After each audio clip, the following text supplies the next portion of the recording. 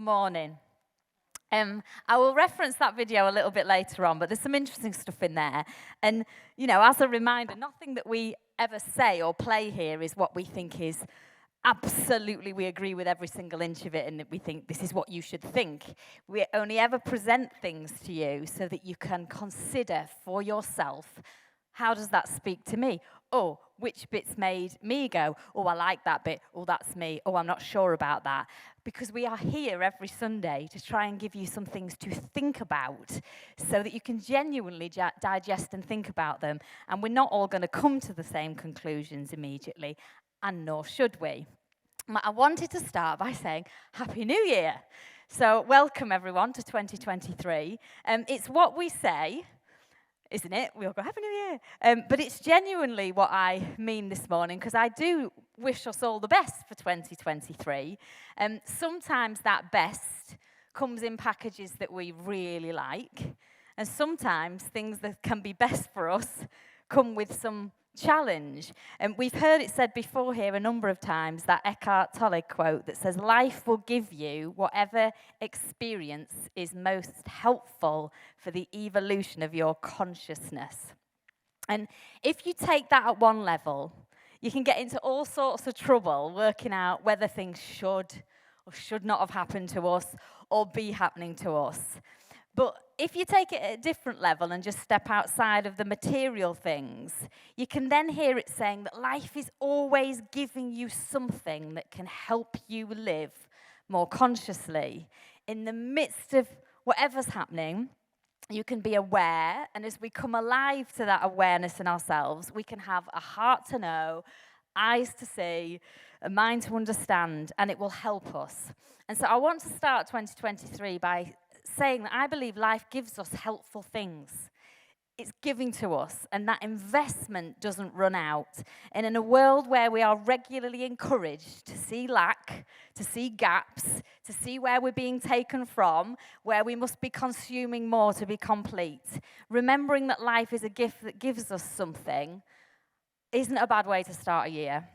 And so may 2023 be a year in which you see that life gives to you, and be receptive to that giving. Because we don't have to receive it. We don't have to live conscious or aware. There are plenty of options to hide in, to be afraid of, to distract ourselves with, and we can sleepwalk our way into things all the time, and most of us have. So let's be awake. And I hope this morning I'm going to share some thoughts in two parts that are going to really help you. Can I have the lights up just a little bit so I can see some faces? Thanks. Thanks, Phil. That's better. Hi. So I've not been able to shake a story that many of you might be familiar with, so I'm going to start with the story of Mary and Martha. If you have not heard of it before, it's a really good one.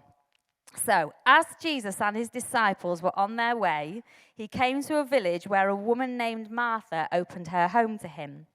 She had a sister called Mary, who sat at the Lord's feet listening to what he said. But Martha was distracted by all the preparations that had to be made. She came to him and said, Lord, don't you care that my sister has left me to do the work by myself? Tell her to help me. Martha, Martha, the Lord answered, you are worried and upset about many things, but few things are needed, or indeed only one. Mary has chosen what is better, and it will not be taken from her. Now, that story for me is one I go back to all the time, because for me it speaks through the ages. Because in a few lines, that story packs a really challenging punch, especially, and those of us who feel punch first, will be the Marthas. Because Jesus' words in that moment do not feel loving or kind when we are in Martha mode. Now, in the Message version, it says this, Martha, dear Martha, you're fussing far too much and getting yourself worked up over nothing. Now, 1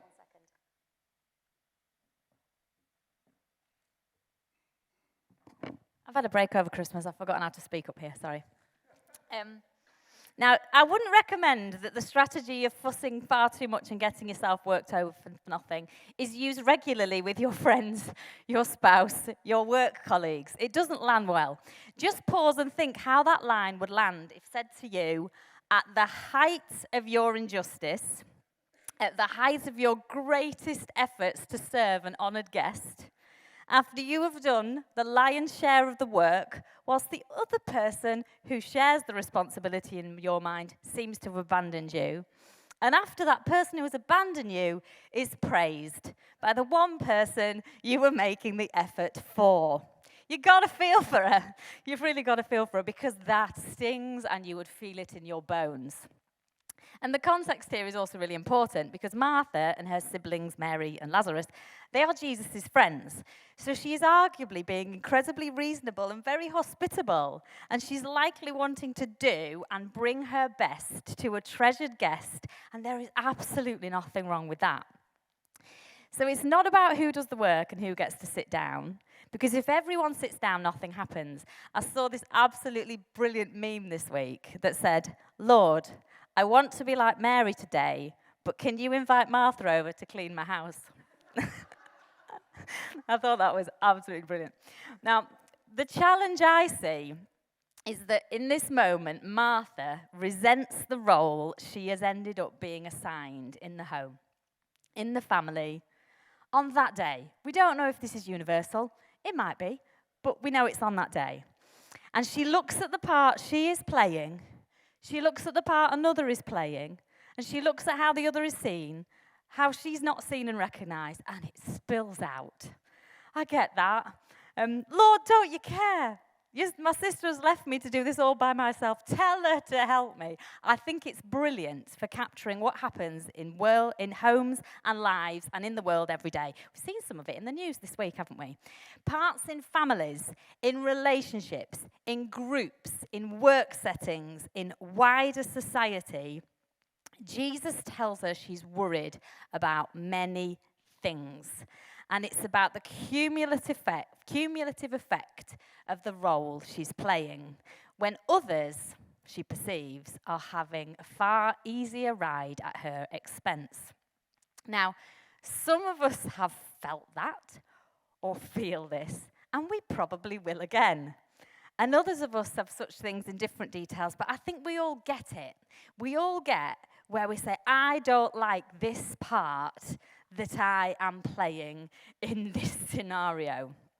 And mixed in with that is whether we feel we chose it or whether it was assigned to us, how long we've had to play it, our if-onlys, and our many mind dances around all these issues.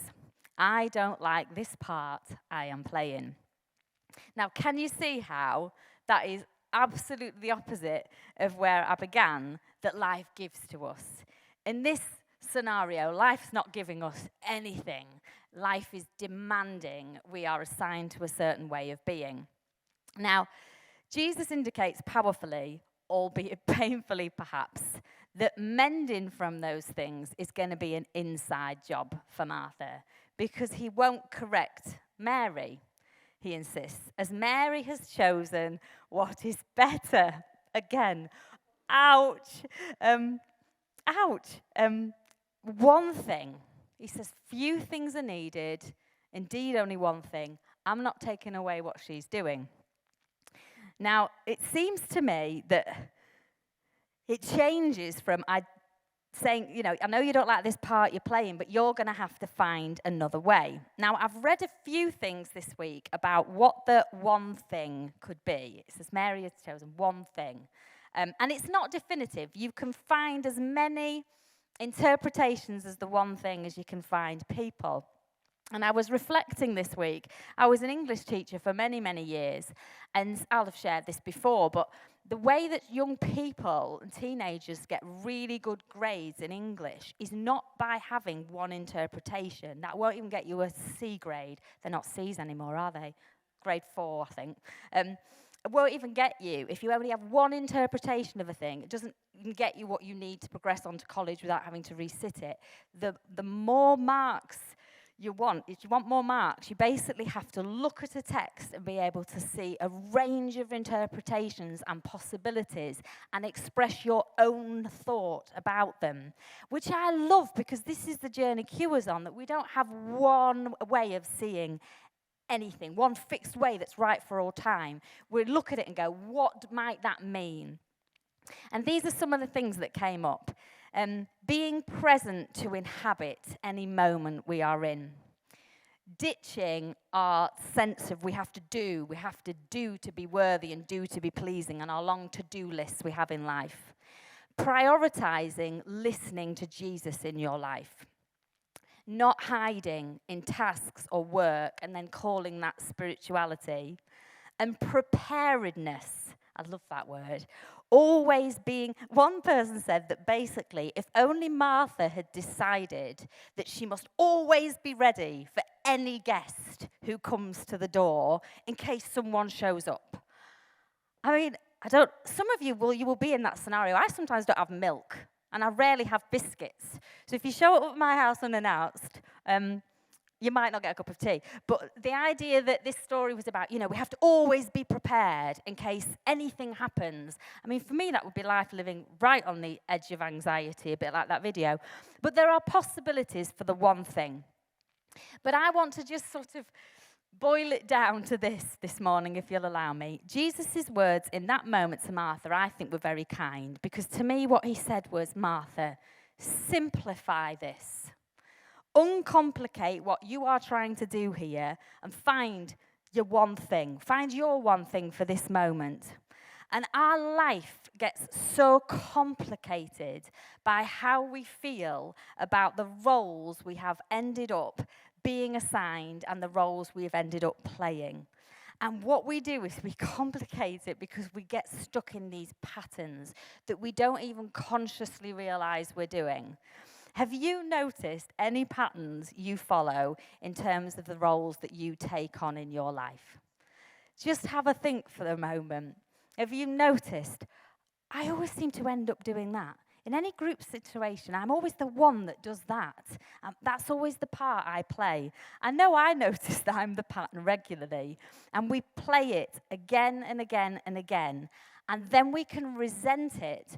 Oh, but we don't like to call it resentment, because that doesn't make us sound very good. But that's actually what it is a lot of the time. I watched the TV show recently, and I love one-liners when you're watching telly, and there was this brilliant line where one of the characters said, I love my grudges.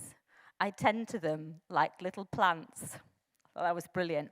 Because it's that persistent feeling of ill will or resentment resulting from a past insult or injury, and we water it. And we water it, and then we play it again to water it a little more. And we are often the only pattern that we can change. Now, often what happens is when we change, things around us change because we've changed. But you can't ever guarantee that, and you can't make that happen. But you can guarantee that you can introduce change into your own life. And that means it doesn't always have to depend on who else cares, who else sees, who else should be told, who else isn't doing enough, and who has abandoned me. You do have some say, because if I'm the pattern and I choose to change it and I sit down from all that stuff, then those who are currently in their own version of Martha doing their thing, they might have a problem with me, but my choice will not be taken away from me any more than Mary's will, and that's true for you. So Martha had opportunity to learn something about herself and respond. And we've said it before many times, but it's really hard to be presented with a version of yourself that you dislike. Most of us, most of the time, are trying our best to be our best. And when you have a mirror from another person or a situation held up and you think, oh, thought that was my best. Oh dear, didn't go quite so well, did it? It's really hard. And it bruises the ego. And I thought this week that that's sometimes, I think, why we find ourselves playing the same part again. Because somehow it becomes redemptive. Well, last time I failed at this, but this time I will put myself in the same situation and I shall be enough this time. I I also read this week, ego is just another word for blindness. The ego self is by definition the unobserved self, because once you see it, the game is over. It's a bit like Alcoholics Anonymous, where they have to own it. They have to say, I am so-and-so, and I'm an alcoholic. I thought this week, my name is Jenny, and I have resented many roles I have had to play in my life many times. That is true of me, and yet I still put on the same role the next time, voluntarily. Will you observe yourself a little this week and say, I am so-and-so, and I, boom. What's your thing that you keep going back to? And what are you potentially calling that instead of what it can really be? And when are we going to put that role down and get help from one another? Having an accurate understanding of these edited roles from our past may well be very important, as by understanding how we handle playing lesser-known roles that we're used to in the future. Now, we watched that video at the start, and there was a lot in there, and we'll put it on the blog, and you can watch it again. But it just struck me that when he said being present to the current moment in your life doesn't take away all that you've been or all that you need to think about in terms of what you see ahead, but we are such editors. We are such editors. And that idea that when we remember the past, we're not remembering it accurately. We're really not. We're remembering an edited version and a condensed version every time we remember the past. So you can't trust it fully. And then when we're in the present, because it's so unknown, it's mixed in with some anxiety because it's so unknown, because we don't know what's going to happen next. And our relationship with time and space is actually something that we have to work on. And I'm going to say a little bit more about that a little bit later. Because we cannot separate our memories. I've started watching a TV show, I'm not very far in, so I don't know if it's going to be any good, called Severance. And it's science fiction, and basically people can sign up to do a job where you separate your memories of when you're not at work to your memories of when you're at work. So you get there, and you get in a lift, and they've got a chip in their brain, and then when you go down in the lift, you literally forget who you were when you weren't at work. And I thought, this is an interesting concept. And the one who's called the innie at work can't remember what the outie who's not at work is doing, and vice versa. Now, for me, I've only ever heard innie and outies linked to belly buttons, so that in itself really made me laugh. Now, the lead character chose to do this because he was in grief. I don't know what about yet. I'm only on episode 2. And he wanted to be able to forget. So he separated himself and thought, well, if I do this job, when I get in the lift at work, I will forget my pain. And I will just be someone else completely at work. And I won't be in pain for 8 hours a day. But then he gets out of the lift at the end of the day and it all comes back. And I thought, what an interesting idea. And there's a reason why we want things separate in our lives. To hide things even from ourselves sometimes, to disassociate, because some things are really too painful. And that all stops us having this consciousness, because we're like, oh, don't see that. Don't see that, just don't look at that, distract yourself, switch telly on, go for a walk, talk to someone. Just don't see that. But if we understand our tendency to edit like this, we'll perhaps not always take everything we think as gospel truth. We'll work it through a little more. And we'll understand that future possibilities bring with them an unknown that we might find less comfortable, but it's actually where we need to be. I loved being a teacher, but then I didn't love being a teacher by the end, because that was why I left. But I regularly think that I shouldn't have left, because that was the real call and vocation of my life that I should still be doing, because that's where I was the best. That was my one work love that I abandoned, and then it became in my head that I failed at it. Then that becomes that I was in a bad place because of other things that were happening in my life at the time, and if they hadn't happened, I would still be there, and it would all just be wonderful. Does anybody else do this, or is it just me? The stories we tell ourselves, the editing that we do. Now, I watched a film over Christmas called The Adam Project, and it features time travel. And older Adam meets his 12-year-old self. And their dad died when they were 10 years old. And so the passing of time has meant that older Adam has a version, I think he must be in his 40s, older Adam has a version of his dad that younger Adam, who is 12, doesn't recognize. So I'm going to play you just a clip in a short moment, and then we're going to have a song from Danny. And I know I am in sensitive territory here, so I will just ask you to consider 2 questions in the coming days. And it's sensitive because we do genuinely have pains to navigate from our past and the things we recall. Is there a version of the past that you are insisting must be true? Or might there be any flex for some of the nuance you may have edited out that will give you a greater insight into why you play out the current role in your life the way that you do? And could your healing be found in allowing room for sometimes some sad instead of so much mad? You'll see this in the clip. Because you don't want to stay too long in either, but when you're mad, it is quite blinding. So, part 2. I want us to consider in this bit 4 things that I think might help us in practical ways linked to that story, and just might give you some stuff to go in. Think about whether any of this sounds like something that might be helpful to you. So the first one I've called comparing behaviour and our standards. Comparison is really huge. We want to find our own part to play outside of all these previously assigned roles, but then we start measuring that against other people. As well as measuring it against the past, we've got other people to contend with, like Martha had. We think about, well, what's their roles? And what's their expectation of me? And then it multiplies into those many things, because all of a sudden then it's not just me I've got to navigate all of you.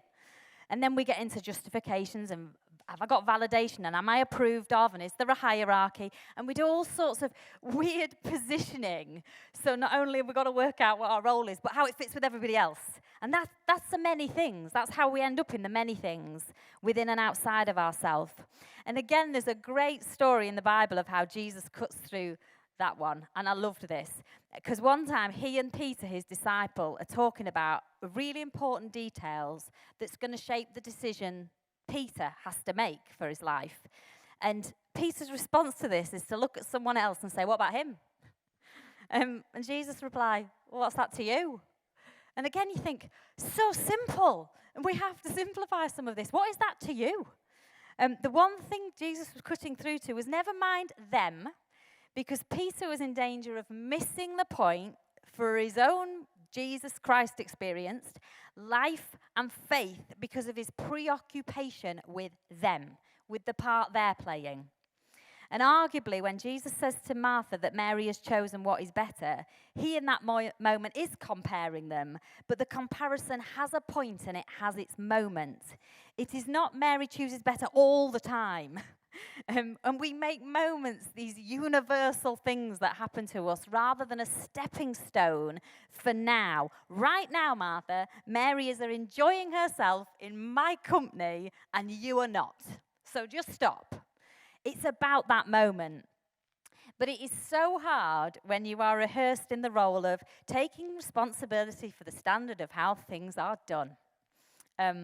Because then you're distracted by the preparations, and I really get that. Martha most likely wanted it to be the best as she could see it, because the best is loving, honouring, and appropriate. And to give less than that to Jesus, of all people, to say that some things don't matter, how does she do that? And does our standard, which itself is often a comparison to something else in a different time and space than the one we're in now, sometimes often get in the way of the moment itself? And might we have to care less sometimes about other people's behaviour and our own standards to find our next one thing amidst the many? I find that really challenging. Number 2. Taking a rest from brick making. In Egypt, the children of Israel made bricks every day, every single day. And they were slaves, they had to. But the picture we see when they're rescued and go into the desert is that they struggle to then not make bricks every day, even though they didn't like it, even though it was horrible and they were enslaved to it. When they don't have to do it anymore, they're not quite sure what to do with themselves. And they're given a Sabbath, a day of rest, to learn how to rest from what they've had to be locked into for so long. I'm simplifying, but you get the picture. But so how do we rest when our whole worth, life and service has been about making certain bricks? And what is that rest? And we all have things that we have done our whole lives that have represented who we are and our identity. And so I want to ask you this morning, what do you struggle to take a rest from? It will be different for all of us because we're all making different bricks. For some of you, you struggle to rest from work. That's me. Others of you, you struggle to rest from rescuing or planning or imagining or escapism or controlling, achieving, avoiding, apathy, pleasing. Some of you struggle to rest from adventure. You can't just be bored. Or replaying your edited history reel. And these can be bricks, and there are others. And I read this week about where a family realized this issue and they introduced the Sabbath where the couple each had to rest from the one thing that they couldn't rest from. Oh, and at first, they really, really struggled to rest from that for one day a week. But what they found was when they said, well, we're going to do this for one day a week, I'm not going to do that and you're not going to do that, they found that just practicing that, it started to then filter into the rest of their week. They had to be really deliberate. And if your week is one-dimensional because you won't stop brick making, that one thing that you have to do all the time, that's become your many thing. And where is the time in the week where you just don't? Where you just don't do that? Where you don't make the bricks? Because if you try resting from that role, that one way you might say, I am so-and-so and this is my. If you try resting from that and try another one on for size, that's a place to start. And that was Martha's invitation too. Third one. if this isn't helping any of you, I tell you what, it's really helping me. I've worked through this a lot this week. Controlling the outcome. Oh my. There are times when we have to surrender the outcome, and don't we find that hard? We have to stop solving, controlling, looking for solutions, but that sometimes is unthinkable because you're like, I can't leave this. I can't let this go. I can't do nothing. What will happen? It's like saying you don't care, that it doesn't matter, that you are going to somehow withhold and not give and invest your best. But surrendering the outcome has to mean that the future can be whatever it turns out to be, and I will face that in the present as it unfolds rather than obsessively try to control how it unfolds. And I read this. These are interesting. See if any of these sit with you. We cannot control how people are going to respond to us and our work in the world. Surrendering the outcome is making peace with our lack of control over how people respond to us and our work. Surrendering the outcome is coming to terms with the freedom people have to react to us and our work however they want. Surrendering the outcome is embracing the fact that there are no guarantees when it comes to results. And if you are looking for a particular response to bring you joy, that response may never come. And some of us need to spend some time reconciling with that. And that might be what we need to rest from one day a week where we surrender our outcomes. I thought these edited thoughts from a book called The Naked Now by Richard Rohr were really interesting this week. The future is by definition the unsayable and the uncontrollable, filled with paradoxes, mysteries, and confusion. It is an imperfect world at every level. We attempt to build for ourselves many protections against this imperfection, even in the patterns of our mind. This unsayable future, preparing for it and also fearing it, determines much of our lives.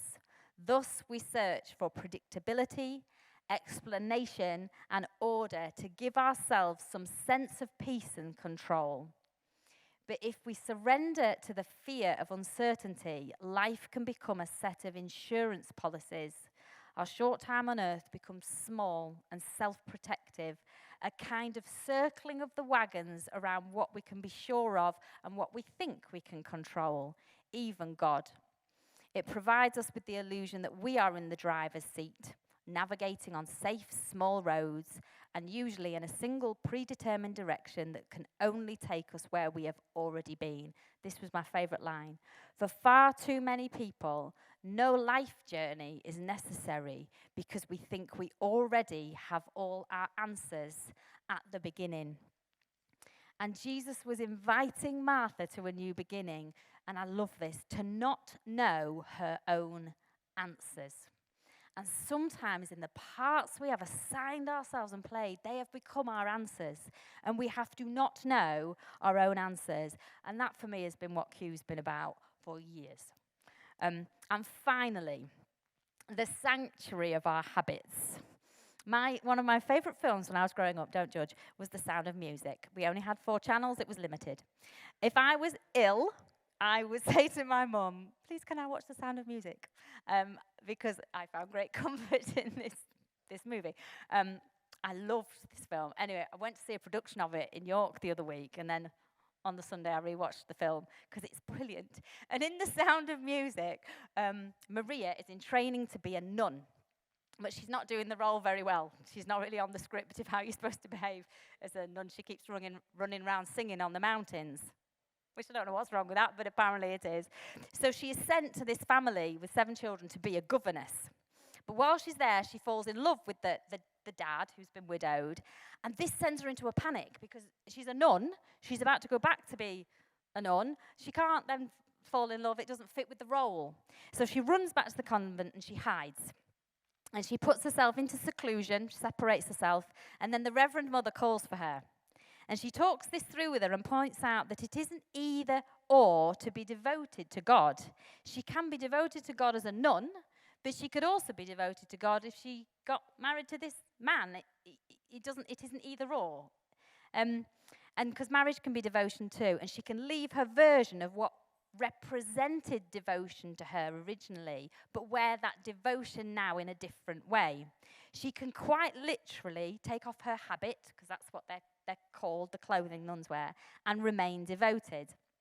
And I thought there was such wisdom in this when I watched it, because if I change my sanctuary or habit, what does this say about my loyalty and devotion to the original cause? And I really struggle with that, because if I've committed to something and been loyal to something and seen the standard of something and seen how a thing should be, I don't like if I change my mind, I'm saying that doesn't matter anymore.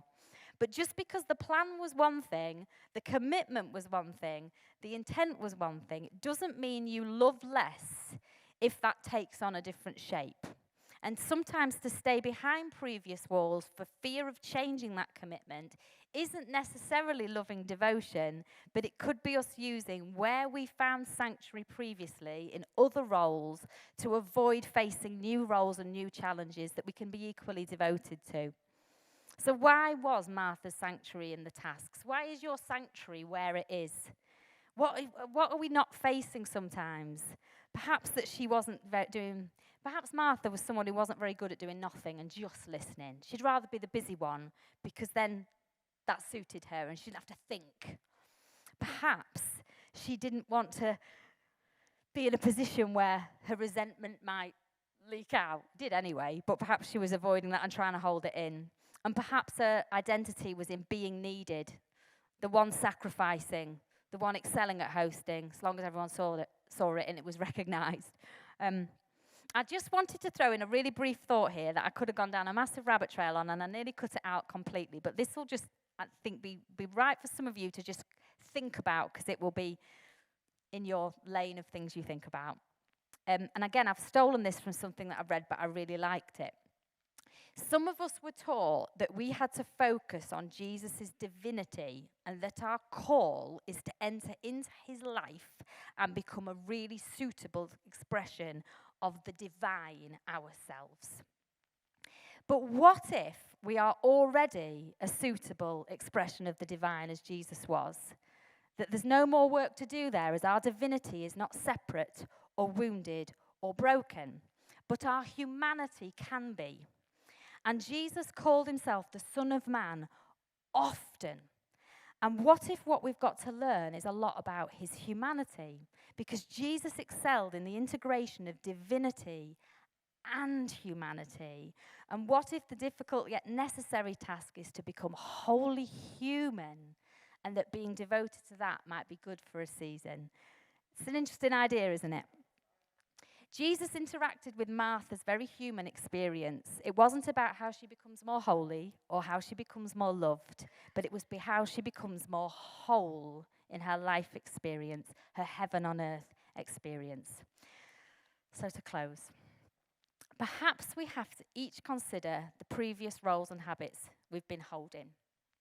Versions of ourselves we're attached to, that we find worth in, that we're afraid to lose, our little grudge plants that we like to tend to, our tasks and our busyness, to find our one thing, the one thing that will cut through it all. And that one thing might be one thing this week, and a different thing next week, and a different thing the week after that, because the one thing is the thing that's now, and the now word, and the thing that we're listening to now. But we worry about what the consequences will be, and we don't like the idea of our standards dropping, and we resent things and people who have it easier. But these may be the distractions that we have to simplify them. And I'll finish with a picture of the moon that I saw this week. It's a series of images, and in the first one there's the moon, and then it's really clever. Someone's positioned the camera angle so it looks like you can get the moon in the back of your car. Really clever. But it is an illusion. Because the moon go in the boot of your car. And for some of us, many moons pass by each day, and yet we still strain to get them into the boot of our car. But in truth, there's only ever one moon, and just our perspective on that moon keeps changing. But the moon is the moon, and our efforts, although sometimes impressive, are not accurate or helpful in the long run. We can't control all the consequences. There will never, ever be a consensus on appropriate standards, and resentment just really makes us suffer. So what if we let the moon be where it is, get out of our car, and just surrender to the extent of it? Sit down and find out what we hear when we stop and when we do, in the stillness. Alan Watts said, "You are something the whole universe is doing in the same way that a wave is something that the whole ocean is doing." You're okay. So you can let go of your current end places, where you feel at the end of yourself, your solutions, your known answers, where your role always seems to end up, and you can find rest and peace in new ways if we simplify. And my prayer this morning is that becomes a whole and human experience for us all in as many moments of as many days as possible. Thank you so much for listening.